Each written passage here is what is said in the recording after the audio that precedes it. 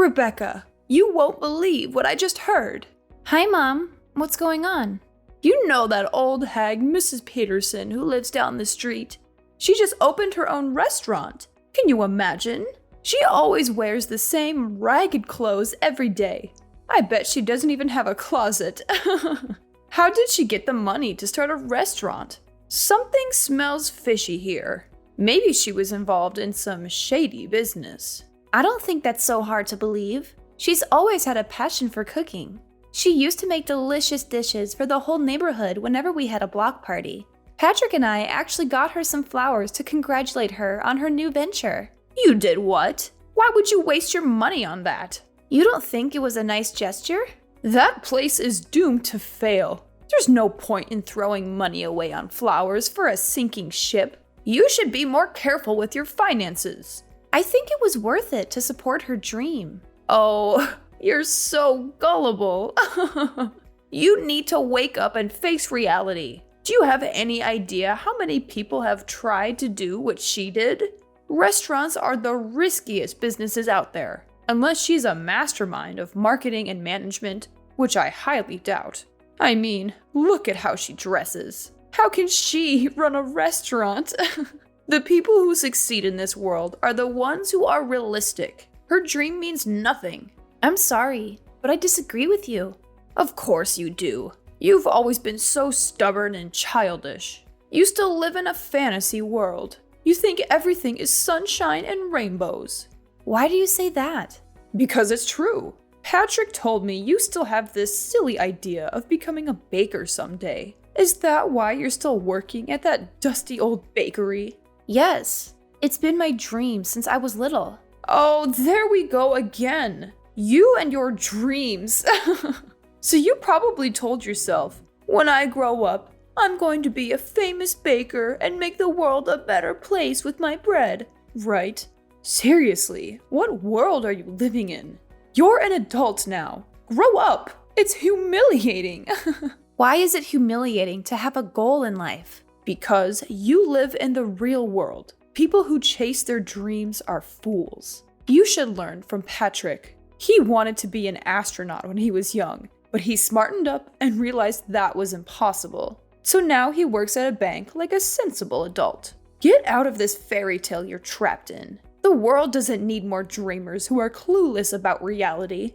I'm so proud of my son for making the right choice and getting a real job. I boast about him to all my friends. Yeah, Patrick is a real hard worker. You have every reason to be proud of him. He's a wonderful husband, and I know he makes you happy. But we're talking about different things here. No, we're not. Your ignorance is a serious problem. Here's some harsh truth for you. You're an embarrassment to this family. What?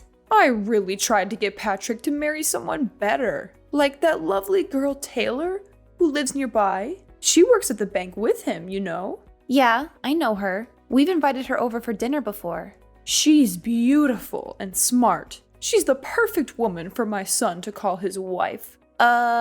You agreed to our marriage, didn't you? You've never mentioned anything like this to either of us before. I had no choice. Patrick made me promise not to say anything about it to you. You two reconnected at your class reunion, right? I thought for sure your relationship would die out in a few months. So you gave us your blessing because you thought it was going to end soon? Of course I did. Do you even know how high the divorce rates are in this country? I figured I'd let Patrick have his fun with his little old flame. I assumed he'd get tired of you soon and dump you. I can't believe this. Do you realize how awful what you're saying is? I'm just being honest. I'm telling you for your own good. You better find someone else before your marriage falls apart. I mean, you're too busy making bread or whatever, so I doubt you'll ever find someone as amazing as Patrick. Sorry, I'm going to have to end this call now. I have to go to work. Sure. Have fun working at that musty old bakery. Watch out for the flour. It might get in your eyes.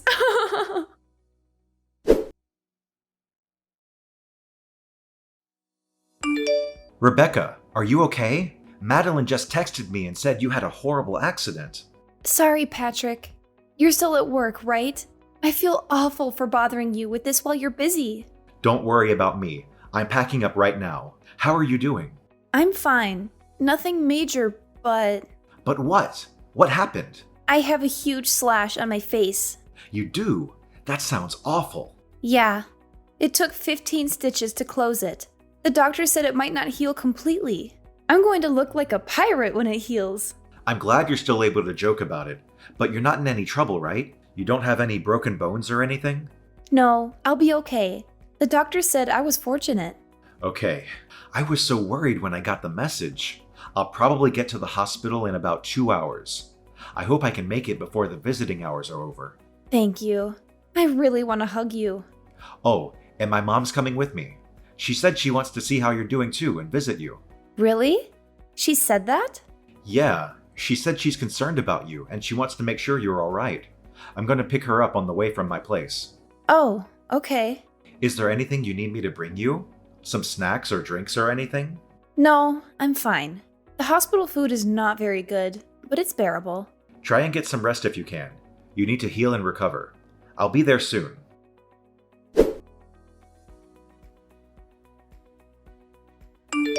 Hey, Mom. Thanks for coming to visit me today. Is everything okay, though? You left pretty quickly. Could you blame me? Your face is totally mangled. What? Sorry I left so soon. I thought I was going to pee my pants from laughing so hard. Are you serious? You look like a total freak. I'm going to call you Frankenstein from now on. The only redeeming quality about you was your face, but that's obviously no longer true. How awful.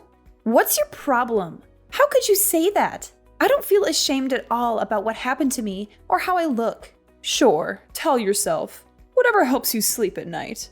I bet you're still in shock. You haven't fully accepted that it looks like you're wearing a Halloween mask. You don't need to insult me. I know you hate me. You've made that very clear to me many times.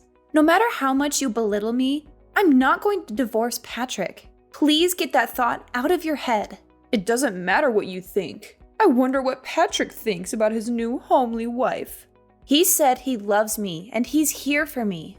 I'm not too sure about that.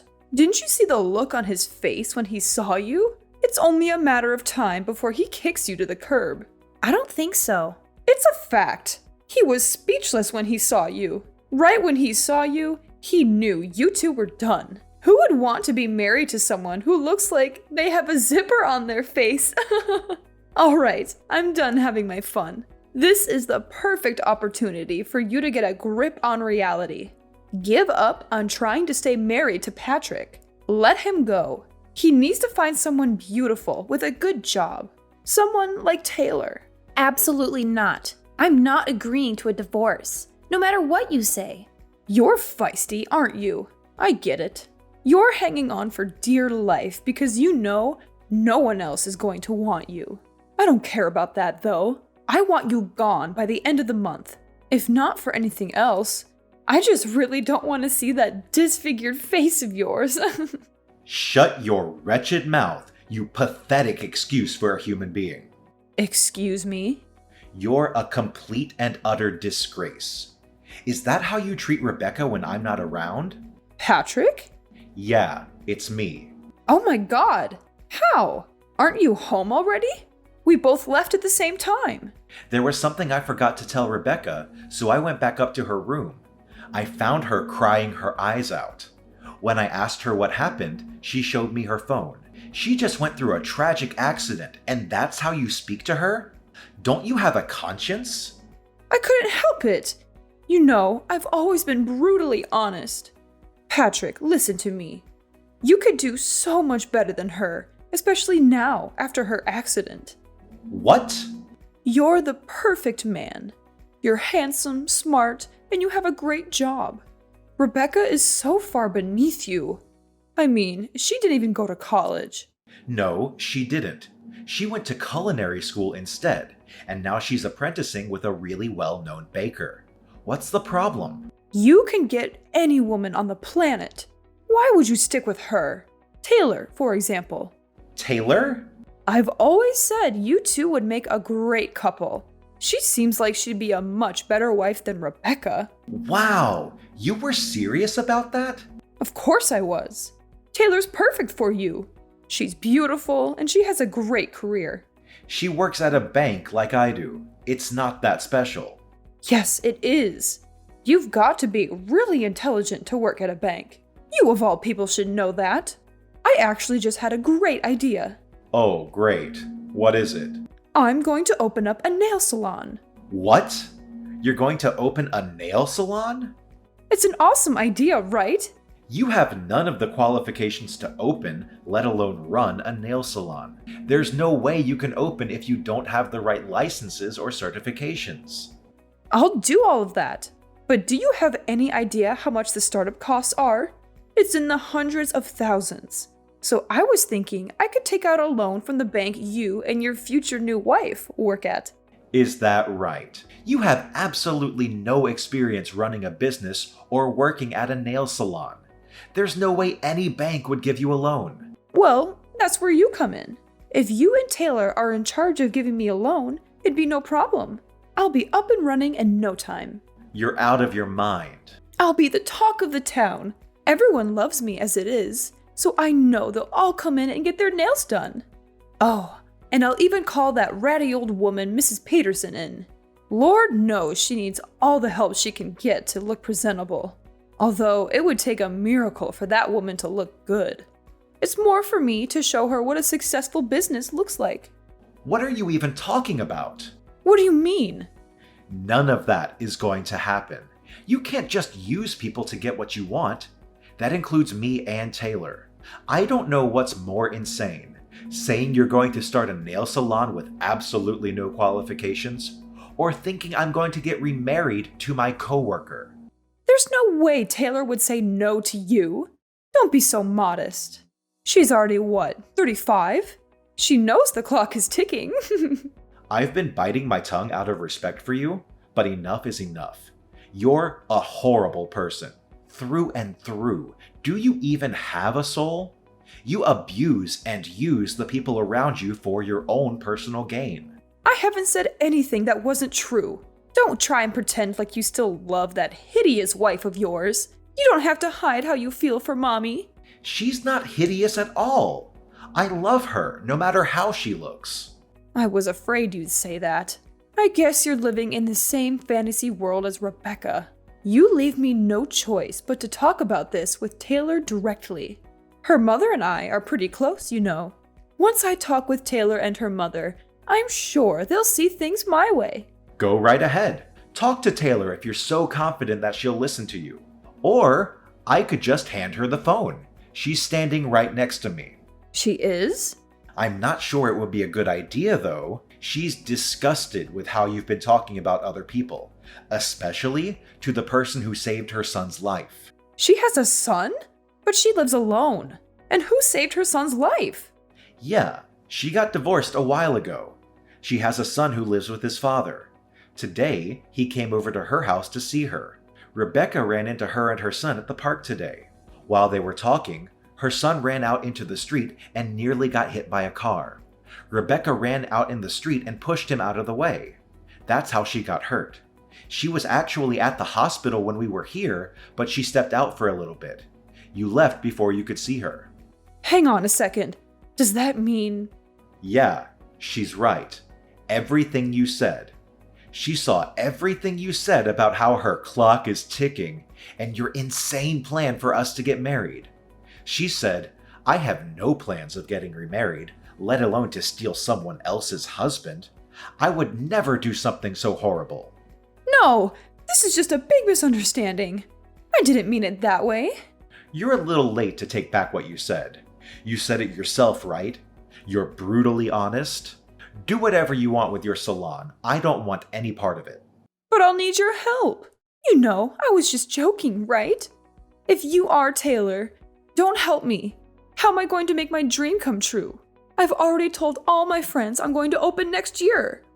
You haven't started doing anything, but you're already telling people when you're opening? Your dream is pretty stupid if you ask me. Do whatever you have to make it true. Don't rely on other people to make it come true for you. Like I said, I want nothing to do with this. But Patrick, I know. Just give the phone back to Rebecca. I need to speak with her. It's Rebecca. Rebecca, please. You've got to help me convince Patrick to change his mind. Change his mind about what? Oh, yeah, that's right. You mean change his mind about divorcing me so he can marry Taylor and they can both give you a sketchy loan so that you can open a nail salon? Did I get that right? Yes, please. He's not listening to me. You have a dream too, don't you? You should know more than anyone how important it is to make your dreams come true. If you really believe that, you'll help me get Patrick to give me the money I need. That's right. I do have a dream. A dream that you called stupid and a waste of time. I very clearly remember you saying people who chase their dreams are idiots. So what does that make you? I was just, You're the biggest hypocrite I've ever met. You insult me and call me stupid for having a dream. Then you whine and complain when you can't manipulate people to make yours work. Not to mention, you only want this salon for the popularity and to rub it in Mrs. Peterson's face. You have no idea what you're talking about. Sure, you may think my face is hideous, but you're hideous on the inside, and that's much worse. I'm not embarrassed about the way I look at all. I'm a strong, confident person. I'm not going to let this bring me down. The only thing I've ever been embarrassed about is having a mother-in-law that is spiteful and looks down on others. I'm so thankful that Patrick has decided to cut all ties with you. I don't need a soulless person like you in my life. What do you mean by cut ties? He wouldn't really do that, would he? Why don't we all take a deep breath and talk about this once we've calmed down? It's late. I'm sure you're exhausted from your horrific accident. Let's wait a few days, and then we can all sit down and talk it out like a family. I'll tell you all about my plans for my salon. Hang on a sec. Didn't you say you hated people who go on and on about their dreams? I couldn't care less about your empty dream. Maybe you should get a grip with reality.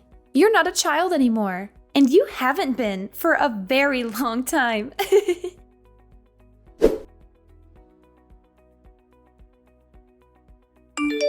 Hey, honey, are you still awake? Yep. What's up? Sorry, did I disturb your sleep? You were probably just about to doze off. Actually, nope. Not even close. I'm watching some YouTube videos right now.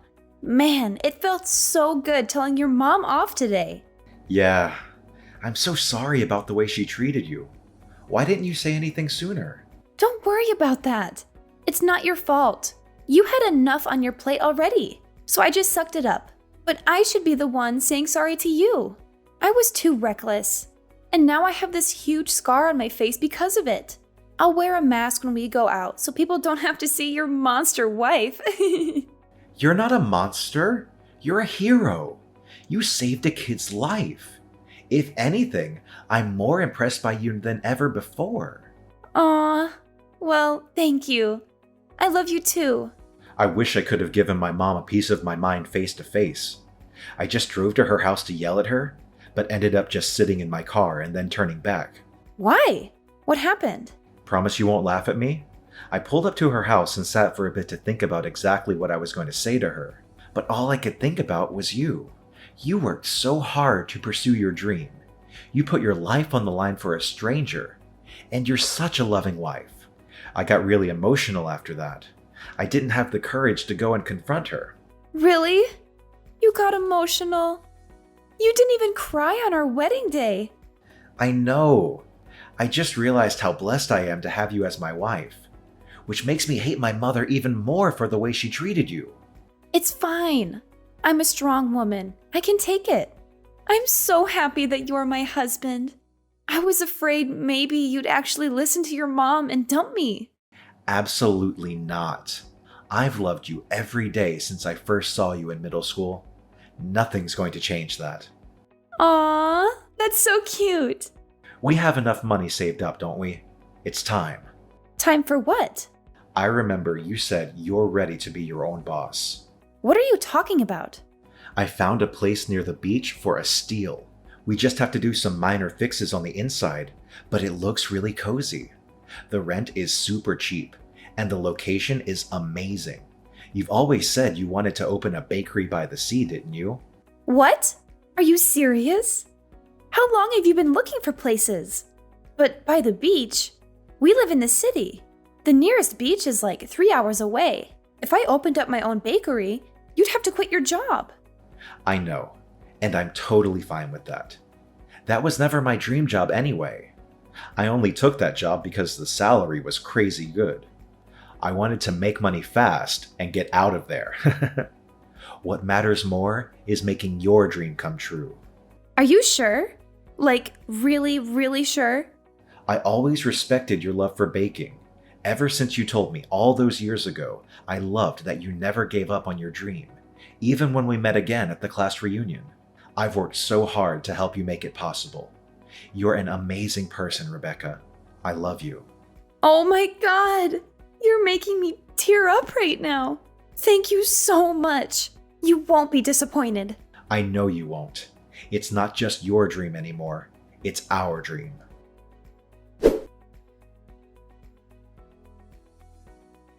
A few months later, Patrick and I moved into our new house near the ocean so I could open my own bakery. I thought it would be a tough start, but thanks to Patrick's help, things have been going better than I ever hoped for. We have loyal customers every day, and we can hardly keep up with the supply. Everything we make sells out in a flash. Speaking of happy news, Taylor and her husband came all the way out here to see us. They told us they had a heart-to-heart and decided to try and make things work between them, mostly for their son's benefit. And then there's Patrick's mother. She went around boasting to all her friends about the salon she was going to open. She actually did start studying to get the minimum qualifications, but she was turned down by every bank she asked for a loan. To make matters worse, it wasn't just her salon flop that people heard about.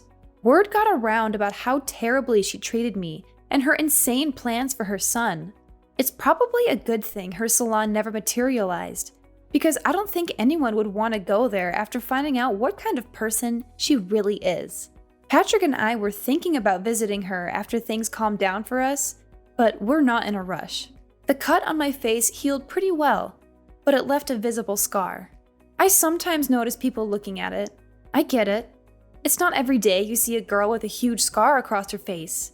But honestly, I'm way too busy now to worry about it. Besides, I'm not going to let it bring me down. Plus, Patrick always tells me every hero has a scar.